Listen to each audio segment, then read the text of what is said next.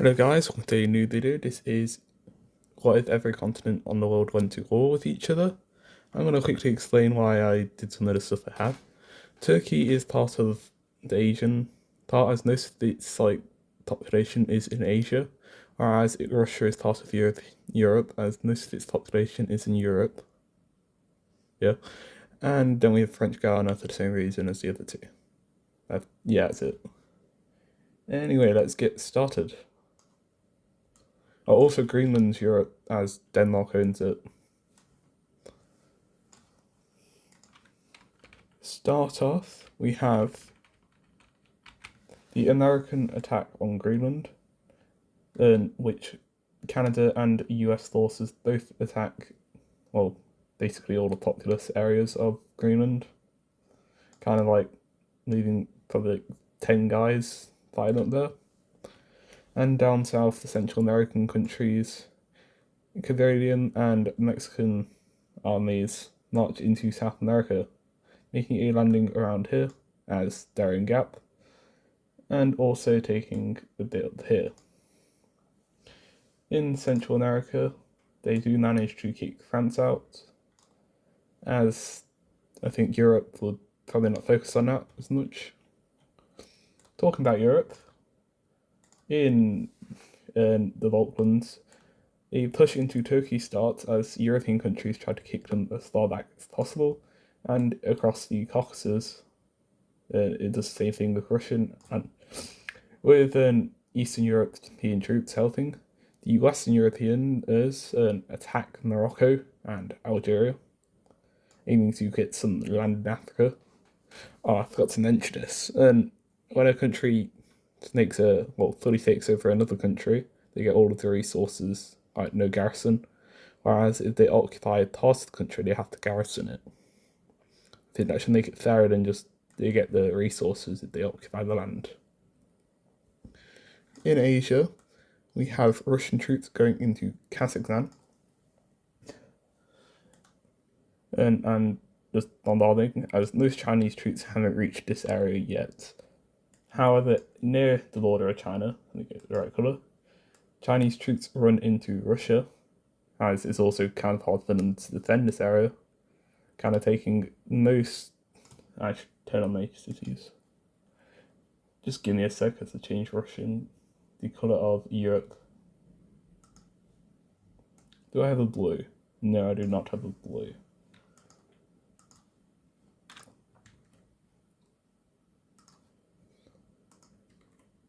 There we go. Just gonna change it so I can see the major cities. And you can also see the major cities. With that being done, China goes up and takes that major city. And I have realised these islands are Chinese, but they're meant to be Russian, but I can't be bothered to change them. I'm just gonna have to imagine it. And Japan ends up taking the entire of this island. It's Colon, I think it's called. And also taking the islands, including this bit of Russia. I forgot what the region is called. In Oceania, we have Chinese troops kind of just taking all of Papua New Guinea and the surrounding islands, which is just Solomon, I believe. No landing is made on Australia yet, but I don't think Australia is lasting long. In Africa, they do manage to push a bit into Israel and the surrounding countries, Palestine, Jordan, and Saudi Arabia. However, this is, like I said, because Chinese troops haven't reached the area yet. So, yeah. In America again, we have the full surrender of Greenland. As like I said, there's probably 10 guys that was fighting in that area. Now they took over the populous areas, and this leads to a landing on Iceland, taking the island fully. Back in South America, the front line starts to expand rapidly as the US and Canadian troops start to join down, as they have no other front up north. Anyway, that's what the front line looks like for now. In Europe, we have the continued push into Africa, leading to Morocco surrendering. And also Algeria's coastline being taken, however, minimum population around there does still like hold up a fight for now. A small push is made into West Africa, or if you class Morocco as part, well, West Africa as Morocco, they're gone, but we're not going to do that. They're just going to say they get clobbered. In the north, in Central Asia, we have Russian troops continuing, but however they do start to slow down as more troops do start to line the front lines. In Turkey, we have the Balkans and a bit of Western Europe starting to flood in as they meet up with the Russian push, and also take the island of Cyprus. The Africans also do take this as an advantage, try to get them out as quickly as possible. They push up the coast, taking all of the Levant, pretty much just killing off Jordan and Syria. And they also push down the coast of Saudi Arabia. They also make a naval landing on this bit to control the kind of entrance to the Red Sea, as they can use the Suez to move navies up into the Mediterranean. In Asia, we have quite the same as what happened last time, with mostly Chinese troops just pushing into Russia, leading to most of the Russian West to kind of like fall into a state collapse, as they kind of take the railway. I think that's like there, around there. Anyway, they take the railway, which kind of leads to there being basically no supply up in this region. However, back in the south, the Chinese troops continue to push around Australia, managing to take out all major, well, non-major islands, bar these two, as they don't really need to be in a rush for them. In America, don't know why I went to Europe, you push into South America continues as they kind of hit the Amazon and just start pushing around, ending up taking part of French Guiana, technically liberating it, but this under new management, which does lead to the surrender of these guys, Suriname and got a name. That's Suriname, that's Guyana, and Venezuela. French Guiana later falls over fully to the Americans as they start to push into Brazil, using the new capitulation land of Venezuela to push in to Colombia some more. In Europe again, we have Turkey fully surrendering over to Europe, and a push into Iran begun, as they do start to get pushed back in Central Asia, as some Chinese and Indian troops do start to arrive, and I hate the tolerance, let's change that. As they start to arrive, starting to push back the Russians.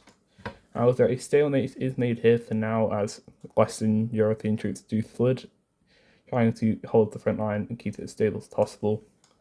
However, further to the east, Russia does start to get invaded, leading to all of these major cities falling over. This is the last major city left in the east, leading to China kind of focusing on it, taking it eventually, kind of leading to this part of Russia collapsing over to China. And kind of ending the war in, well, Asia. Yeah, and it's sort of the islands.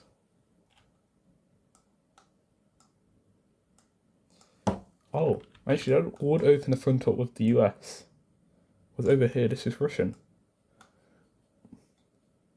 For now, they do agree to kind of make a neutral agreement not to attack each other, I would say. Because North America is more focused on South America, and Asia is more focused on trying to get rid of Europe and Africa. This is seen when Asia starts to push back the Africans in the Middle East, re-liberating a lot of the countries, and also re-liberating parts of Turkey.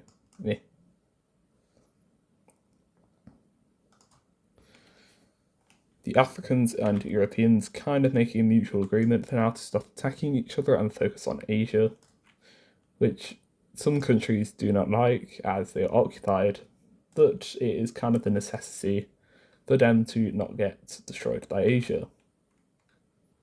Anyway, in America, we have South America continuing to be destroyed, with these islands falling over, and Ecuador collapsing, leading to the collapse of Colombia.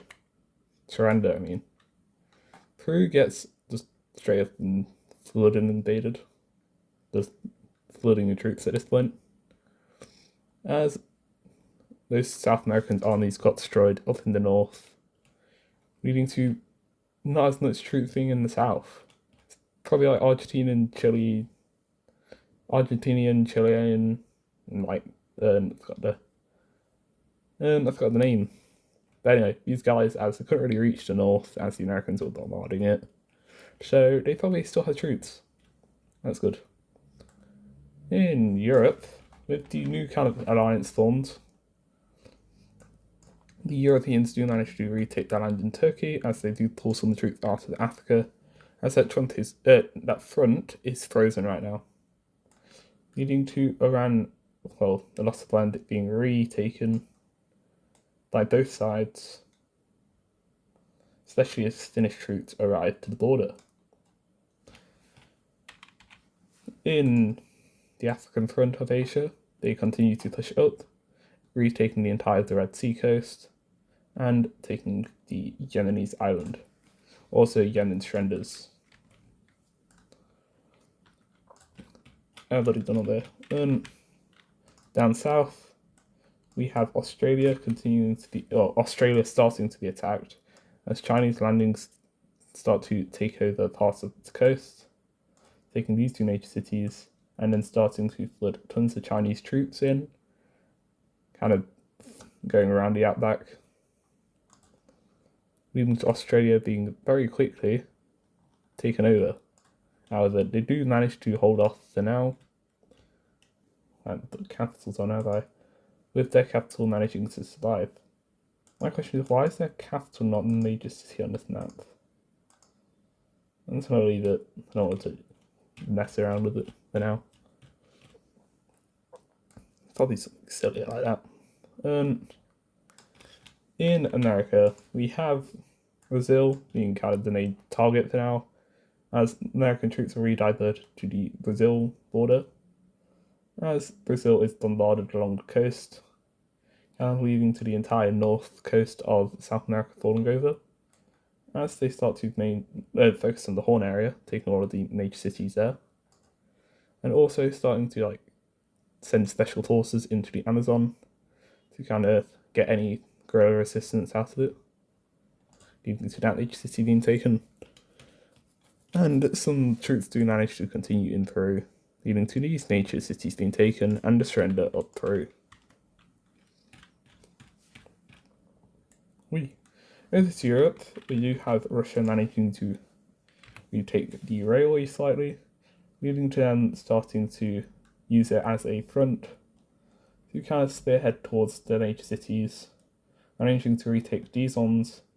However, past that point, Chinese resistance gets too high and it kind of just stalemates again. In Central Asia, the Middle East, Iran's capital is taken, as Iran kind of gets abandoned as a new front is kind of formed here, as the Asians kind of hope the Africans and Europeans, after taking out the Middle East, would start attacking each other. I guess we'll see what happens, as the Europeans kind of meet up with this front and kind of push around it, fully taking over the non-protected part of Iran.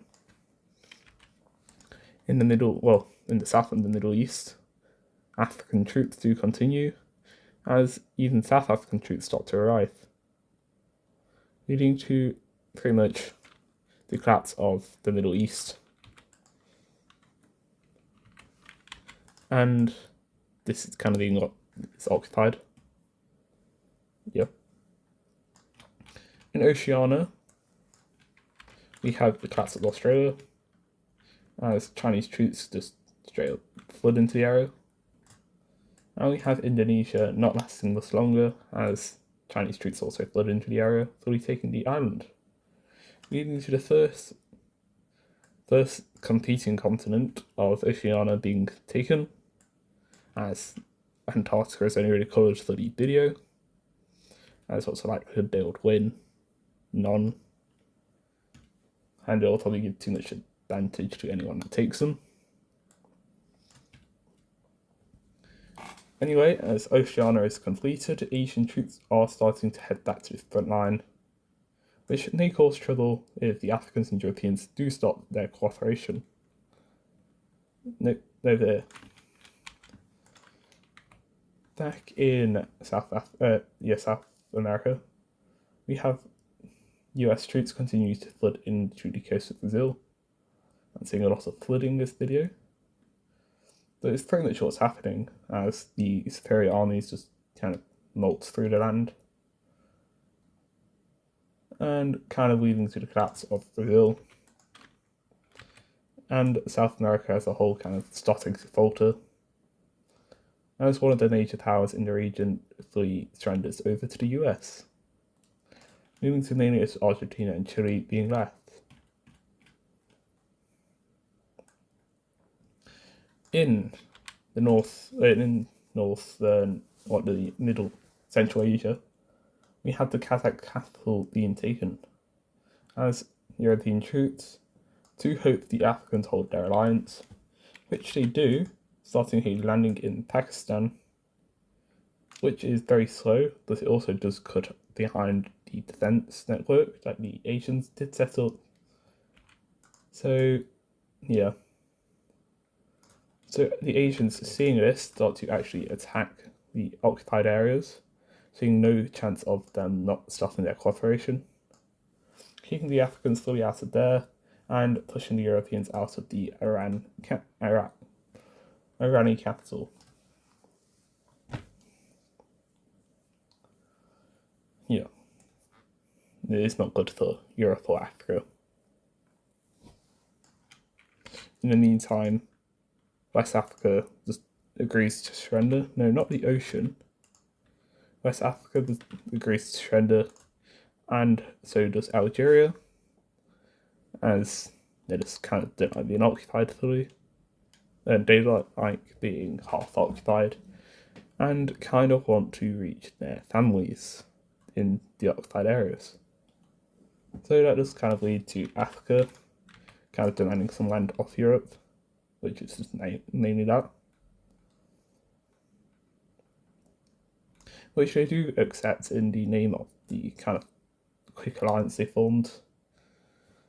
But back in America, we do have American troops continuing to flood into South America as they take the Argentinian capital, which kind of leads the end to South America, with the remaining countries falling or ready to surrendering as American troops kind of get tons of morale and flood into the area, leading to the Falklands and whatever the island's called falling over, which probably already were taken by the Argentinians, but they're not really as important as Europe's mainly focused in Asia.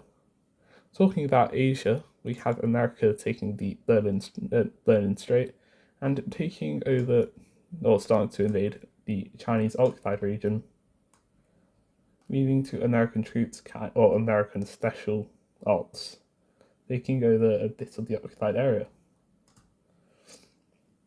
China did not expect this, but America's logic is that if they go after Europe, then China and them are going to split up Europe. To go after Africa, Europe's going to take over the north of Africa. However, if they take over Asia, which is the strongest power right now, even compared to probably the US, as they have China on their team as well, they can kind of get the good parts and then use it to attack Europe and might start attacking Africa, which is good logic. Anyway, seeing this, the kind of like alliance formed between these three, Europe does get boosted spirits and flood around the Caspian Sea, as troops do continue to move. However, heavy losses are starting to be recorded, as Asian troops do start to more focus on fortifying instead of attacking, trying to wear down the European armies. Africa does also make a landing again in Pakistan and Iran, which is a lot more successful as they send hundreds and millions of troops over, leading to quite a lot of land being taken. However, it is because the same strategy up here is being used. However, as Asia then sees, they use this as a chance to push back with weakened European armies, leading to tons of encirclements, leading to Europe and Africa becoming a lot weaker.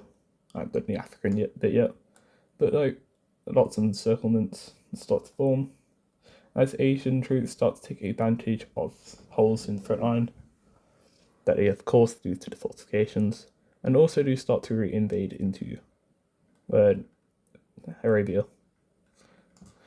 retaking the Strait of Hormuz, which is kind of useless as the European troops are just probably pumping it straight to Europe instead of around through Africa. That could possibly turn any time, and Africa's probably just using the kind of Arabian thing they built, or the Arabians built.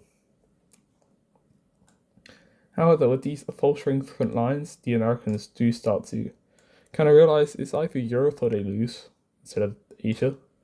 So they kind of hold all the stuff they have in Asia and invade into the UK, which didn't expect this, and most of their troops are in Russia right now, leading to the United Kingdom collapsing, followed by Ireland later, and a sort of naval blockade starting around here with US Navy kind of destroying all European boats.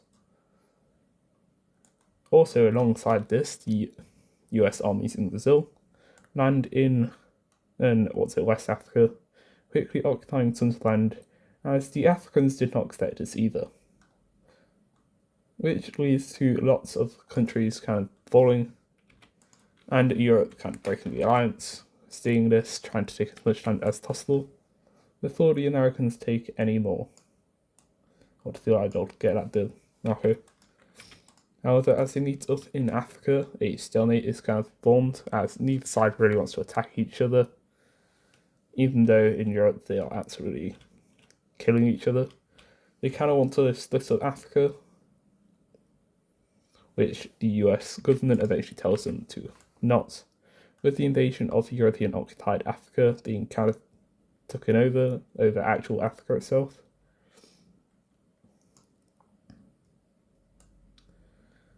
Anyway, in Asia, with the Asians realizing the Americans have now got their hint that they will just win, the Asians do start to flood armies back into their occupied brethren,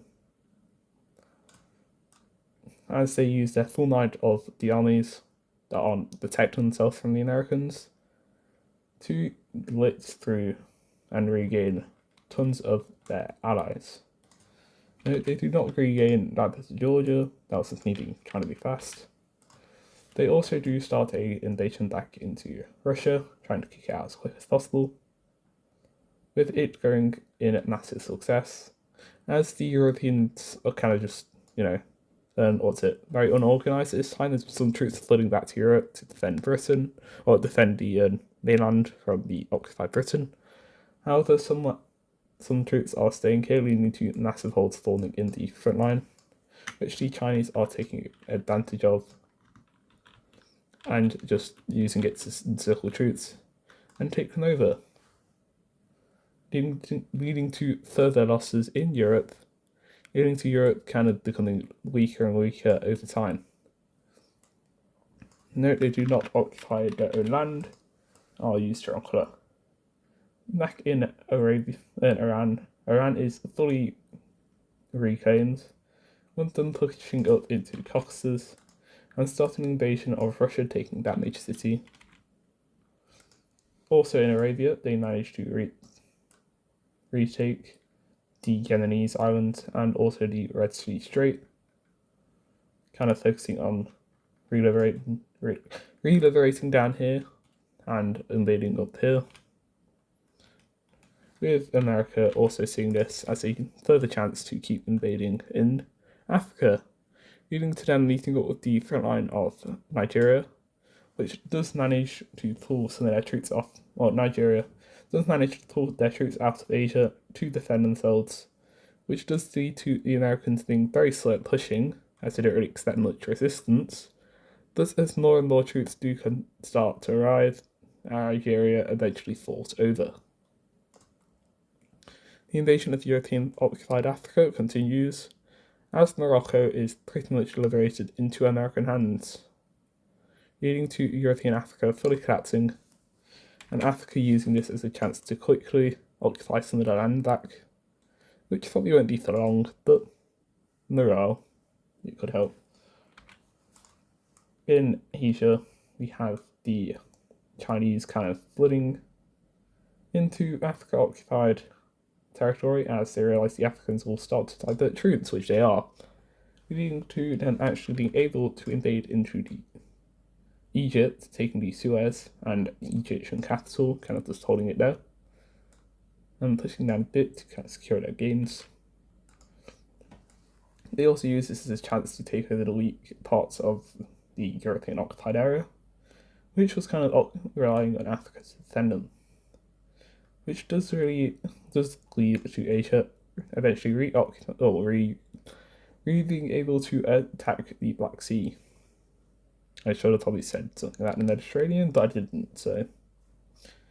Anyway, since they have access to the Mediterranean, they do manage to retake Cyprus and use it to bombard the occupied Turkish coast. Europe is not winning.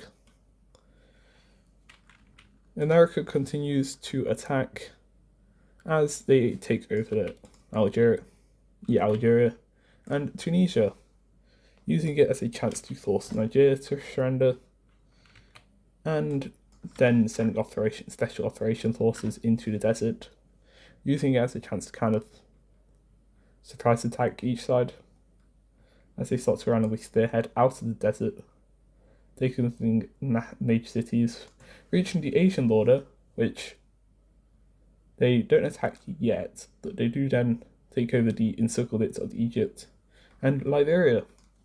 And as the troops that are attacking the encircled areas arrive, they take over the rest of Egypt, starting an invasion into Israel and the surrounding region again. But instead of Africa attacking it, it's now the US. So they stand a bit more of the chance.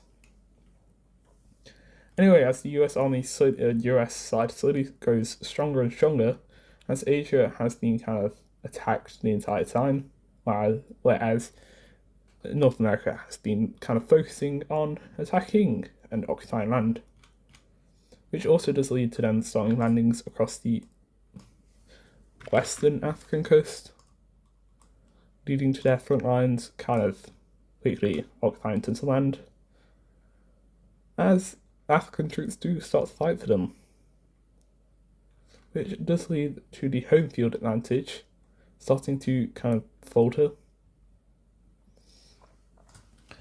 as more and more Africa is being taken. Asia does make a landing into Somalia and the surrounding region, taking over most of their important areas, then invading fully into Ethiopia, taking their capital as well, leading to the Horn kind of becoming Asian. Anyway, in Europe, it's kind of the focus is kind of turned to them, as Africa is kind of decided that it will not win already. They cannot win, I mean. Anyway, Asian troops start to focus on Russian major cities, as if Russia falls, they get tons of resources for free, and also they get a lot of troops that are currently occupying the Russian area, and as they will have the most, the Americans will technically have the disadvantage. So they take Moscow and they push up to this major city, as they try to focus on trying to make Russia surrender, which is going quite successful, as Russia is kind of cut off from the rest of Europe, eventually leading to the remaining troops deciding it would be better to surrender over to Asia, leading to some guerrilla resistance in the Northern Ireland. For like 5 Asian troops, they'll probably sort those out. Leading to Asia pretty much winning in the European department. America sees this and decides it's either now or never to get as much European land as possible, so they quickly navally invade France, using a chunk of their navy to destroy the European navies in the area, kind of leading to the entire of the European coastline being turned into American, and also the Mediterranean kind of being also the same, with Italy falling over fully to America, being the fourth American, fifth, and it's the Denmark. I'm not counting to be honest, it's just one of second major power in Europe falling over. Followed later by France, as Germany kind of can't really hold off, as the Iberian Peninsula falls, the race for Europe, as the armies kind of just don't fight anymore, as they see no chance of winning. So the race for Europe commences, as it kind of is just a race to occupy as much land as possible, with America managing to occupy all of this, and China managing to occupy the rest, and also liberate them. Which kind of leaves Africa, which is seen after seeing their kind of temporary ally of Europe collapsing. They also lose morale. No, that was the wrong side. Leading to mass pushes kind of being erased to Africa commencing as well, with kind of the borders ending up like this. Anyway, peace talks is then decided to be. They decide to make peace talks with each other, as they see either one side's going to win, which is probably going to be the US with how much land they have occupied compared to Asia. I thought they do have Russia though. So it is kind of an even war. But like, they both agree to stop the fighting, as most of their people don't want to fight anymore, with major losses being reported on both sides, especially with the Urush, and some guerrilla warfare actually starting to happen around the joint occupied areas, as neither country kind of occupies them fully.